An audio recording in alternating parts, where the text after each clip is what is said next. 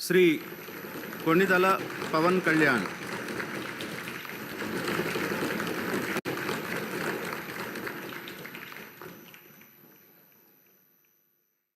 కొణిదల పవన్ కళ్యాణ్ అనే నేను శాసనసభ సభ్యుడిగా ఎన్నికైనందున శాసనం ద్వారా నిర్మితమైన భారత రాజ్యాంగం పట్ల నిజమైన విశ్వాసం, విధేయత చూపుతానని, భారతదేశ సార్వభౌమాధికారాన్ని, సమగ్రతను కాపాడుతానని, నేను స్వీకరించబోయే కర్తవ్యాన్ని శ్రద్ధాశక్తులతో నిర్వహిస్తానని దైవ సాక్షిగా ప్రమాణం చేస్తాను.